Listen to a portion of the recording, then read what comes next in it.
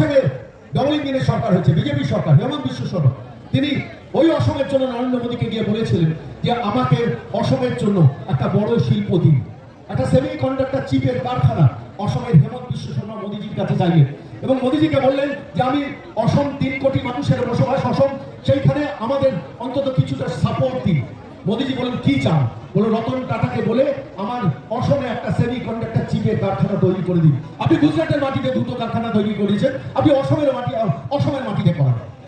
যেদিন হেমন্ত বিশ্ব শর্মা নির্বাচিত হয়েছিলেন সেটা 2021-এর 2রা মে, সেই একই দিনে 2021-এর 2রা মেতে মমতা বন্দ্যোপাধ্যায়কে আপনারাও সরকারে বসিয়েছিলেন, ক্ষমতায় বসিয়েছিলেন।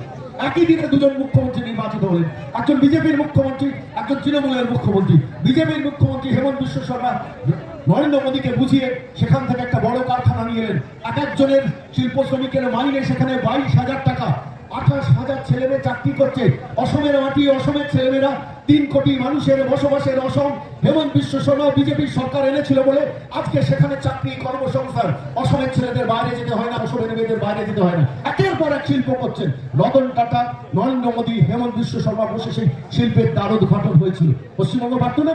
পশ্চিমবঙ্গ পারত না মেমোরির বুকে একটা বড় কারখানা শিল্প তৈরি করে আপনার ঘরের ছেলেমেয়েদের চাকরি করতে? শুধু রাজনীতি, কেন্দ্র খারাপ, দিল্লি খারাপ, দিল্লির মোটা ভাই গাড়িওয়ালা ছোট্ট করতে দিন কাটাবে। 34 বছর ধরে মহামলের সময় দিনের পর দিন কেন্দ্রকে খারাপ বলে সম্পর্কটা খারাপ করে তছনছ করে দিয়ে দিয়েছিল। তারপর গত 15 বছর ধরে মমতা বন্দ্যোপাধ্যায় শুধু ঝগড়া রাজনীতি করেন আর আপনাদের পকেটে 700 টাকা, 1000 টাকা, 1,500 টাকা ঢুকিয়ে দিয়ে ভোটটা লুট করে নিয়ে চলে যান। আর ওদিকে কয়লার টাকা লুট করেন, গরুর টাকা লুট করেন, চাকরির টাকা লুট করেন, রেশনের চালের টাকা লুট করেন। আমি রেশনের সম্বন্ধে একটু বলবো, আপনারা মেহনতি মানুষ, সংগ্রামী মানুষ, অত্যন্ত দারিদ্রের সঙ্গে লড়ে জীবনযাপন করা মানুষ, আপনারা শুনে রাখুন এরাজ্যে রেশন কার্ড কত আছে। কেন্দ্রীয় সরকারের ভর্তুকি প্রাপ্ত রেশন কার্ডের সংখ্যা হচ্ছে 6,02,000। এই রেশন কার্ডগুলো 3 ধরনের কেন্দ্রীয় সরকারের রেশন কার্ড আছে, জেনে রাখুন। এটিএম এর মতো ছোট্ট নীল সাদার রঙে যে কার্ডটা, সেটা দিদির রেশন কার্ড নয়, কেন্দ্রীয় সরকারের দেওয়া রেশন কার্ড। ওই 6,02,00,000 রেশন কার্ডে প্রত্যেক মাথা পিছু নরেন্দ্র মোদীর সরকার 145 টাকা করে ভর্তুকি দেয়। অর্থাৎ গ্রাম থেকে সেই ধানটা কিংবা গমটা সংগ্রহ করে ফুড কর্পোরেশন হয়ে রেশনের ডিস্ট্রিবিউটারদের মারফত শেষ পর্যন্ত রিটেলের কাছে যায় এবং আপনার কাছে রেশন দোকান তুলে দেয়। 145 টাকা করে প্রত্যেকের মাথা পিছু কেন্দ্রীয় সরকার 6,02,00,000 মানুষকে রেশন দেন। আর রাজ্য সরকার 2 কোটি মানুষকে দেন সাদা কার্ড, সবুজ কার্ড। সাদা কার্ডে 1 কেজি চাল, 1 কেজি গম 13 টাকা করে সম্ভবত, আর 2 কেজি চাল, 3 কেজি গম সবুজ পিস বোর্ডের কার্ডটা। এবার প্রশ্নটা হচ্ছে এই রাজ্যে কত রেশনের টাকা লুট হয়েছে জানেন? আপনারা গরিব মানুষ, আপনারা তৃণমূলকে বিশ্বাস করেছেন, অভিষেক বন্দ্যোপাধ্যায়কে বিশ্বাস করেছেন, মমতা বন্দ্যোপাধ্যায়কে বিশ্বাস করেছেন, তৃণমূলকে সরকারে বসিয়েছেন। 6,02,00,000 রেশন কার্ড যখন কেন্দ্রীয় সরকার থেকে ভর্তুকি দিয়ে দেওয়া হচ্ছে, নরেন্দ্র মোদীর সরকার তখন রাজ্য সরকারকে বলে সারা ভারতবর্ষের সমস্ত রাজ্যের সঙ্গে যে আধার কার্ডের সঙ্গে রেশন কার্ডগুলোকে লিঙ্ক করুন, বায়োমেট্রিক লিঙ্ক করুন। মমতা বন্দ্যোপাধ্যায় রাজি হননি। সারা ভারতবর্ষের মধ্যে 2টো রাজ্য রাজি হননি, এক অরবিন্দ কেজরিওয়ালের দিল্লি আর এই পশ্চিমবঙ্গের মমতা বন্দ্যোপাধ্যায় সরকার। সেই অরবিন্দ কেজরিওয়ালের সরকার রাজি হয়ে গেল, মমতার সরকার রাজি হলো না। কেন জানেন? এবার কারণটা শুনে নেই, এটা কান খুলে শুনুন তৃণমূলের বন্ধুরা, যারা এখনো তৃণমূলকে ভোট দেন বা ভোট দেবেন বলে সিদ্ধান্ত নিয়েছেন। কিভাবে চুরি করেছে একটা সরকার, এটা জেনে রাখা দরকার। সেই বায়োমেট্রিক লিঙ্কের জন্য কেন্দ্রীয় খাদ্য সুরক্ষা দপ্তর যখন শেষ পর্যন্ত মামলা করলো সুপ্রিম কোর্টে, রাজ্য সরকারের বিরুদ্ধে 2 জন বিচারপতি সুপ্রিম কোর্টে বসে বললেন 15 দিন পশ্চিমবঙ্গ সরকারকে সময় দিচ্ছি, এই 15 দিনের মধ্যে সিদ্ধান্ত নিন, না হলে আমরা সিদ্ধান্ত জানাবো। এই সিদ্ধান্ত নেওয়ার আগেই 7 দিনের মধ্যে নবান্নের মমতা বন্দ্যোপাধ্যায় বাপ বলে সেই রেশন কার্ডগুলোকে আধার এবং লিঙ্কিং করে দিলেন, বায়োমেট্রিক করে দিলেন। এবং তার ফলে যেটা দাঁড়ালো, জ্যোতিপ্রিয় মল্লিক ধরা পড়লেন, বালু মল্লিক জেলে গেলেন।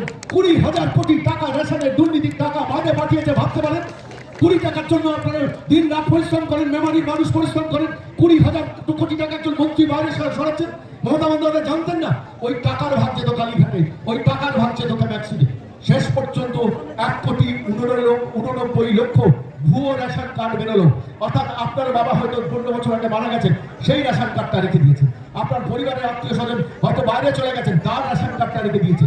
145কে দিয়ে 1,89,00,000 গুণ করলে পার মান্থ কত হাজার কোটি টাকা গিয়েছিল কোথায়?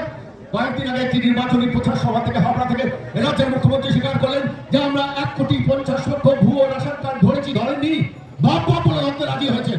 সুপ্রিম কোর্ট থেকে যখন রায় দিয়েছে তখন ধরতে রাজি হয়েছে, তাও মিথ্যে কথা বলছেন। 1,50,00,000 1,89,00,000 ভুয়ো রেশন কার্ড, যার মধ্যে 1,79,000 1,79,00,000 মাল্টিপ্লাই করুন, গুণ করুন 145 দিয়ে, মানে প্রতি মাসে এই টাকাটা মমতা, অভিষেক, তৃণমূলের নেতারা খেয়ে যেত।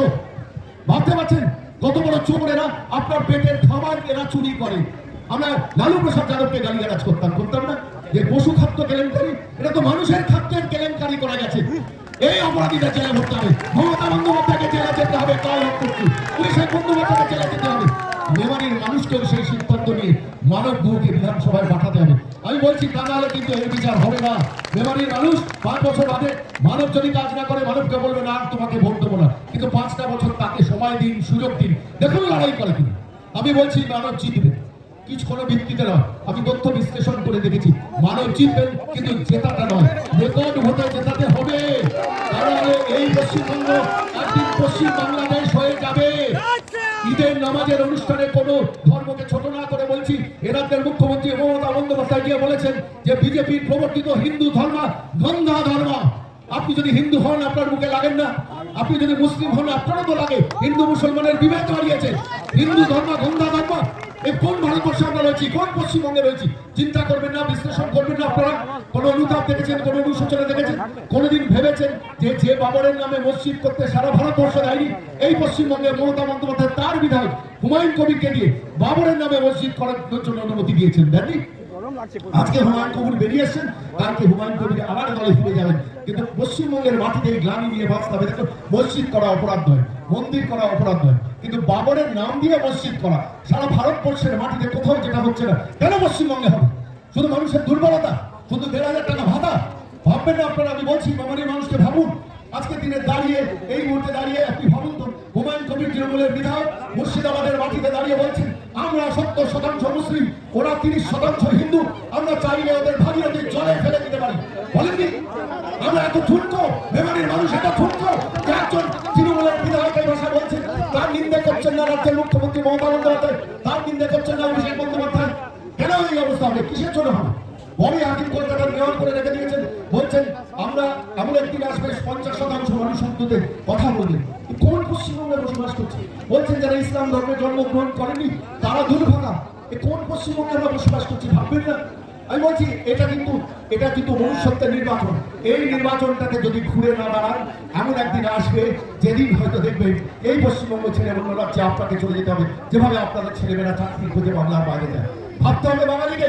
পাশের রাজ্য পূর্ববঙ্গ, সেখানে যখন চিন্ময় প্রভুকে জেলে পচিয়ে মারার চেষ্টা করে মোহাম্মদ ইউনূসের সরকার, তখন এ রাজ্যের মুখ্যমন্ত্রী মমতা বন্দ্যোপাধ্যায়, অভিষেক বন্দ্যোপাধ্যায় একটি শব্দ উচ্চারণ করেছেন? করেননি। কেন করেননি? কিসের জন্য করেননি? মোহাম্মদ ইউনূস যখন আনসারুল্লাহ বাংলা, তিনি একাধিক হিন্দুকে ওই পশ্চিম পূর্ববঙ্গের মাটিতে হত্যা করেছেন, সেই আনসারুল্লাহ বাংলাকে যখন মুক্তি দিলেন, আনসারুল্লাহ বাংলা বললেন মমতা দিদি আপনি ভারতবর্ষ থেকে বেরিয়ে আসুন, ভারতবর্ষ থেকে বেরিয়ে আসুন, নরেন্দ্র মোদীর ভারতবর্ষ থেকে বেরিয়ে আসুন। আমরা পূর্ববঙ্গ, আপনারা পশ্চিমবঙ্গ, ঝাড়খণ্ড, বিহার নিয়ে গ্রেটার বঙ্গ করব। মমতা বন্দ্যোপাধ্যায় প্রতিবাদ করেছিলেন, অভিষেক বন্দ্যোপাধ্যায় প্রতিবাদ করেছেন। আজকে তৃণমূলের হয়েছে না, পাড়ায় পাড়ায় ভোট চাইতে পেরেছেন, কারুর মুখে প্রতিবাদ দেখেছেন? দেখেননি, খুশি হয়েছে। এই খুশির দিনটা কিন্তু ভাবতে হবে।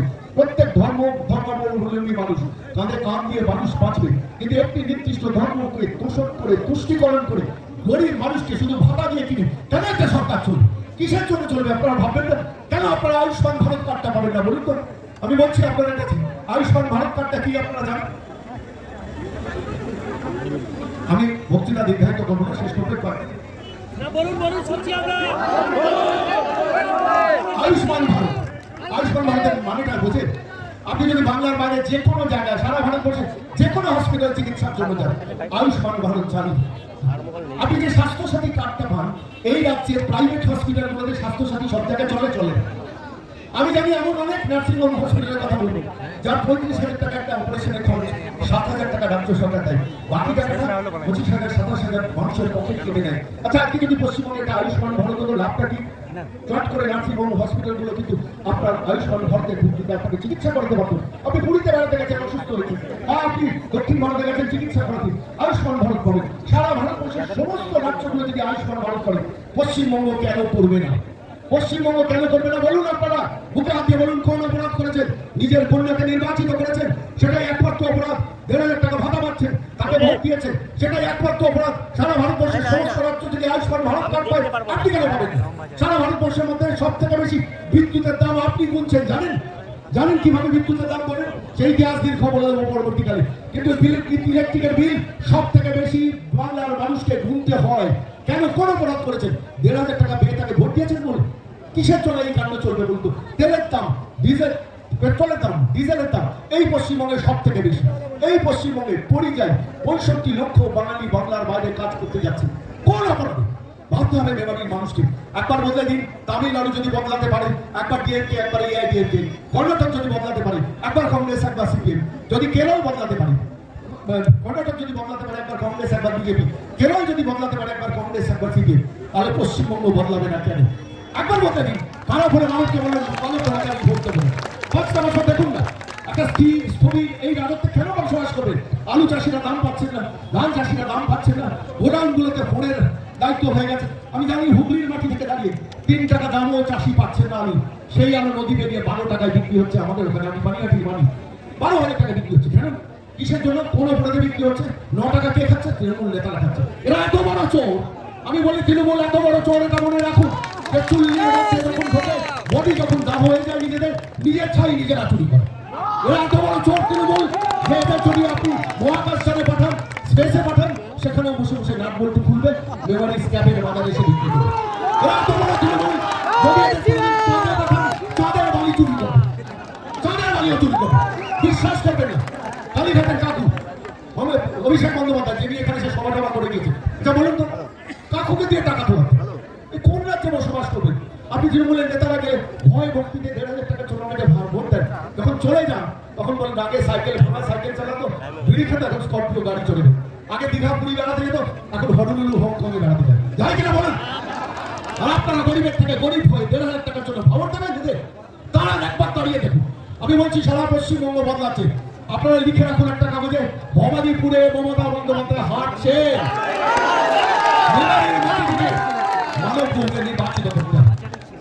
মানব যদি কাজ না করে আমার ফোন নাম্বারটাও রেখে দেবে, আমার ফোন নাম্বারটা মানবের কাছ থেকে রেখে দেবে। আমি মানবকে ধমকাবো, চমকাবো, যদিও মানব আমার নেতা। আমি ডিজিটাল মাধ্যমে মানবকে গুরু বলে মানি, তখন সফিকুলকে গুরু বলে মানি, মানবকে মানি। এখানে আরেকজন আছে সদ্যশী, সামনে এসে সদ্যশী। এরাই তো বাঁচিয়ে রেখেছে, খবরের কাগজগুলোতে কিনে নিয়েছে। সমস্ত খবরের কাগজে যে রিপোর্টগুলো আছে সেগুলো তো কেনা খবর। আজকে দিনে দাঁড়িয়ে সফিকুল না যে কাজ করছে সেখানেই তো মানুষ বেঁচে আছে। পাঠাতে হবে সফিকুল। আজকে মানবের পাশে এসে দাঁড়িয়েছে সত্যশীল, আমি সন্মান বন্দ্যোপাধ্যায় এসে দাঁড়িয়েছি। সফিকুলের সমর্থন মানবের পাশে আছে, বহু ইউটিউবাররা মানবের পাশে এসে দাঁড়িয়েছে। প্রত্যেকের সমর্থন মানবের পাশে আছে। শুভেন্দু অধিকারী, ডক্টর সুকান্ত মজুমদারের আশীর্বাদের হাত মাথার উপর আছে। এই মেমারিকে বদলে দেবেন মানব। আমি শুধু এইটুকু কথা বলছি। বক্তৃতা অনেকক্ষণ দিয়ে ফেললাম, অনেক ধৈর্যচ্যুতি ঘটিয়েছি। মহাগুরু মিঠুন চক্রবর্তীর জন্য আপনারা আসছেন। আমি শুধু একটা কথা আপনাদের কাছে বলি, যারা জানেন এরা কিভাবে বাজে টাকা খরচা করে। আমি যেখান থেকে এসেছি পানিহাটি, সেই পানিহাটিতে একজন অভয়া বলে মারা গেছেন, জানেন? অভয়ের মা পানিহাটি প্রার্থী জিতবেন, এবারে জিতবেন। অভয়ের মাকে জেতাতে হবে। আমি আপনাদের কাছে বলছি, অভয়া মামলা লড়তে গিয়ে একটা সরকার থেকে 15 কোটি টাকা খরচা করেছে। ভাবতে পারেন? আমার কাছে বিলগুলো আছে, চাইলে আমি পাঠিয়ে দেবো। 15 কোটি টাকা। একজন অভিষেক মনুশিল্পী, দেখুন বড় বড় আইনজীবী অ্যাপয়েন্ট করে। অভিষেক মনুশিল্পী, কপিল সিপাল, এক পর এক আইনজীবী দাঁড় করে। পার ডে 1.5 কোটি, 2 কোটি, 3 কোটি টাকা খরচা করে। কয়েকদিন আগে আইপ্যাকের মামলা, আইপ্যাকের ফাইল চুরি করেছেন মমতা বন্দ্যোপাধ্যায়, মনে আছে? একদিনে সুপ্রিম কোর্টে আইনজীবী দাঁড় করিয়েছেন শ্যাম দিওয়ানকে, আইনজীবী দাঁড় করিয়েছেন সিদ্ধার্থকে, আইনজীবী দাঁড় করিয়েছেন অভিষেক মনুশিল্পীকে, আইনজীবী দাঁড় করেছেন কপিল সিপালকে, আইনজীবী দাঁড় করেছেন মেনকা গোস্বামীকে, আইনজীবী দাঁড় করেছেন কল্যাণ বন্দ্যোপাধ্যায়কে। একদিনে 2.5 কোটি টাকা নবান্ন শুধু নিজের চুরি আটকানো, চোর থেকে বাঁচানোর জন্য, সিবিআই মামলা যাতে না হয় সেটাকে আটকানোর জন্য একটা সরকার 2.5 কোটি টাকা একদিনে ঢেলেছে। পারতে না মেমারির শিক্ষিত ছেলেমেয়ে, কম স্কিল লেবার, তাদের স্থানীয় পঞ্চায়েত, স্থানীয় পুর প্রশাসনে তাদের পার্মানেন্ট চাকরি দিতে? সেটা ভাবেছে তোমার নেই তো, শুধু 1,500 টাকা দিয়ে আপনার অধিকারটা কেড়ে নেবে। সেই অধিকার খারাপ দিকটাকে শেষ করতে হবে। বিজেপি এলে 3,000 টাকা পুরুষদেরও দেবে, মহিলাদেরও দেবে। পুরুষরা যতদিন চাকরি পাবে 3,000 টাকা করে মাসে পাবেন, মহিলারা লক্ষ্মীর ভান্ডারের বদলে অন্নপূর্ণা ভান্ডার পাবেন 3,000 টাকা করে, এবং প্রত্যেককে চাকরি দেওয়ার নিশ্চয়তা বিজেপি দিচ্ছে। কিভাবে হবে? আপনারা বলতে পারেন আপনারা ক্ষমতায় আসার জন্য বলছেন না। যদি অসম পারে, যদি উড়িষ্যা পারে, আজকে অসমের মাটিতে দাঁড়িয়ে হেমন্ত বিশ্ব শর্মা ওই 2021-এর 2রা মে যেদিন মমতা বন্দ্যোপাধ্যায় ক্ষমতায় এসেছিলেন নির্বাচনে জিতেছিলেন, সেই একই দিনে হেমন্ত বিশ্ব শর্মা জিতেছিলেন, বলেছিলেন যে আমি বিজেপি ক্ষমতায় এলে আমরা 1 লক্ষ ছেলে মেয়েকে 5 বছরের মধ্যে চাকরি দেব। হেমন্ত বিশ্ব শর্মা অসমের বিজেপির মুখ্যমন্ত্রী 14 মাসের মধ্যে 50,000 সরকারি চাকরি দিয়েছেন, একটা নিয়েও মামলা হয়নি। 3 কোটির মানুষের বসবাস অসমে, যদি 1 লক্ষ ছেলে মেয়ের চাকরি 14 মাসে বিজেপির মুখ্যমন্ত্রী দিতে পারেন, আর এই পশ্চিমবঙ্গের মুখ্যমন্ত্রী 5 বছরের মধ্যে 25,753টা ছেলে মেয়ে, ভাগ্য শেষ হয়ে গেছে। অনেকে যোগ্যতার সঙ্গে পরীক্ষা দিয়েছে, শুধু চোরকে বাঁচানোর জন্য মমতা বন্দ্যোপাধ্যায় সবার চাকরি দিয়েছে। প্রতিবাদ করবেন না মেমারির মানুষ? আপনার ঘরের ছেলেমেয়েরা তো মনে হচ্ছে আজকে আপনার ঘরে একটা বাচ্চা ছেলেকে যখন আপনি স্কুলে আপনার স্ত্রী পৌঁছতে যায়, বাচ্চাটাকে টানতে টানতে টানতে টানতে নিয়ে যান, ব্যাগ ভর্তি বই, ছেলেটাকে স্কুলে ঢোকাচ্ছেন, মা বাইরে অপেক্ষা করছেন, দুপুর 3টে বাজছে, বাচ্চাটাকে নিয়ে গিয়ে প্রাইভেট টিউটারের কাছে ঢোকাচ্ছেন। সেই প্রাইভেট টিউটারের কাছে ঢোকানোর সময় একটু কেক বিস্কুট জল উল্টো দিকে রকে বসে খাওয়াচ্ছেন, খাইয়ে বাচ্চাটাকে স্কুলে প্রাইভেট টিউটারের কাছে ঢুকিয়ে দিচ্ছেন। তারপর সন্ধ্যে 6টার সময় বেরোচ্ছেন, সেই বাচ্চাটাকে টানতে টানতে গিয়ে ঘরে খাটের উপর শুয়ে নিজে রান্না বসাচ্ছেন। 8টার সময় ছেলেটাকে আবার তুলে বলছেন, ওরে ওঠ, তোকে বড় হতে হবে, তোকে ফার্স্ট হতে হবে, তোকে একটা চাকরি পেতে হবে। তারপর ছেলেটা ক্লান্ত হয়ে ঘুমিয়ে পড়ছেন, বাবা বাড়ি ফিরছেন। ছেলেটা ক্লাস 2, 3, 4, 5, 6 করতে করতে একদিন মাধ্যমিকে ফার্স্ট ডিভিশন পাচ্ছে, একদিন উচ্চ মাধ্যমিকে ফার্স্ট ডিভিশন পাচ্ছে, তারপর গ্র্যাজুয়েশনে গিয়ে ফার্স্ট ক্লাস পাস পাচ্ছে। পোস্ট গ্র্যাজুয়েশনে যখন খুব ভালো রেজাল্ট করছে, তখন যখন চাকরির পরীক্ষা দিতে যাচ্ছে, তখন মা বাবাকে বলছেন, তোমার পকেটে তো টাকা নেই যে তৃণমূল নেতাদের টাকা দেবে, তাহলে চাকরিটা হয়ে যেত। ভাবুন তো কতটা যন্ত্রণা যে বাবা নিজের শ্রম এনার্জি পয়সা দিয়ে বাচ্চাটাকে বড় করেছেন, সেই বাচ্চাটা শেষ পর্যন্ত দিনের শেষে চাকরির পরীক্ষা দিতে গিয়ে টাকার কথা ভাবতে হচ্ছে। তখন তৃণমূল নেতাদের টাকা না দিলে চাকরিটা জুটবে। সেই ছেলেটা একটার পর একটা চাকরির পরীক্ষা দিচ্ছে, সেই মেয়েটা একটার পর চাকরির পরীক্ষা দিচ্ছে। ঘরে ঘরেই কথা, আমার কথা নয়, আপনারা একটু ভেবে দেখবেন, আপনাদের ঘরেও হয়তো আছে। শেষ পর্যন্ত 8টা 9টা 10টা পরীক্ষা দিতে দিতে ক্লান্ত হয়ে গেছে, তখন সে চাকরিটা পাচ্ছে না। তারপর হরিয়ানা, গুজরাট, মধ্যপ্রদেশ, মহারাষ্ট্র, কেরল যেখানে পাচ্ছে সেখানে চাকরির পরীক্ষার জন্য আবেদন করছে। তারপর চাকরি পরীক্ষা ফার্স্ট করে একদিন এসে বাবা মার সামনে, ছেলে মার সামনে দাঁড়িয়ে বলছে, মা আমি হরিয়ানাতে চলে যাচ্ছি।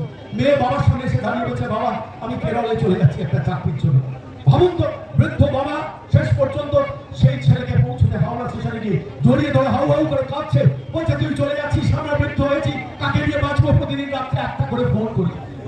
মেয়েকে মা পৌঁছতে যাচ্ছে শিয়ালদা স্টেশনে চাকরির জন্য, মেয়ে চলে যাচ্ছে, জড়িয়ে ধরে আপুস নয় কাঁদতে কাঁদতে মা বলছে যে বাবা আমাকে মনে থাকবে তো, অনেক কষ্ট করে তোদের বড় করেছি। ছেলেরা বাইরে চলে যাচ্ছে, মেয়েরা বাইরে চলে যাচ্ছে, বৃদ্ধ বাবা মা দীর্ঘ শ্বাস পেয়েছেন ঘরের অন্দরমহলে। সেটাই কি বাংলা নিয়তি? সেটাই কি মেমারির মানুষের নিয়তি? সেটাই কি পূর্ব বর্ধমানের মানুষের নিয়তি? ভাবুন, আমার প্রশ্নের জবাব যদি থাকে, কোন তৃণমূল নেতা একটি ভোট চাওয়ার এই প্রশ্নের উত্তর দেবে। আমি যে অঞ্চলে থাকি, একজন বৃদ্ধ বাবা সেদিকে আমাকে বলছেন, কি যন্ত্রণা নিয়ে বেঁচে আছি, এমএসসি ফার্স্ট ক্লাস পাওয়া ছেলেটা একটা সরকারি চাকরি পেল, একটা নিজের পক্ষে প্রাইমারি স্কুলে চাকরি পেল না, তৃণমূল কংগ্রেস নেতাদের টাকা দিতে পারেন দিন বলে প্রতিদিন ছেলেটা 11টা 12টা প্রাইভেট টিউশনি করার পর যখন বাড়ি ঢুকে পাশের ঘরে দরজাটা ভিজিয়ে দিয়ে ঘুমিয়ে পড়ে। আমি প্রতিদিন ভাবি খাবে কখন, মার হাতে করে দেওয়া 5-6টা রুটি তরকারি সেটাও খাই না, হতো ভোর রাতে।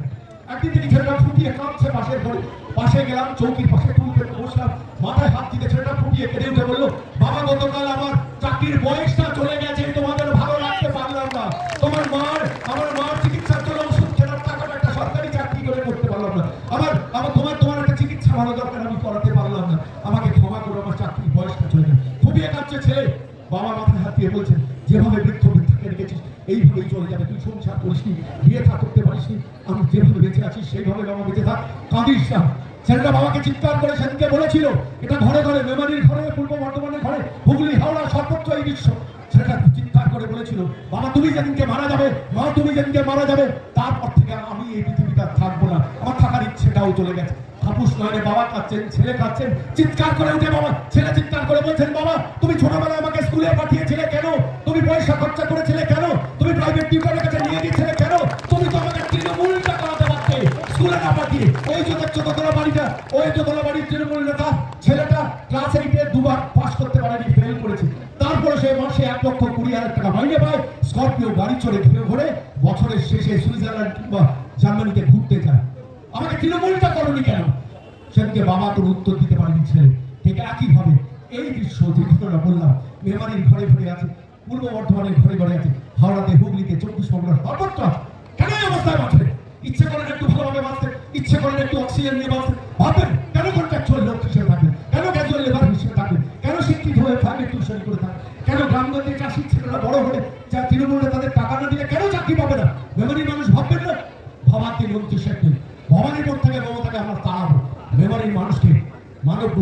বিধানসভায় পাঠাতে হবে। কথা দিন জেতাবেন, কথা দিন জেতাবেন, কথা দিন জেতাবেন, কথা দিন জেতাবেন, কথা দিন জেতাবেন, হাতটা তুলে বলুন জেতাবো, হাতটা তুলে বলুন জেতাবো,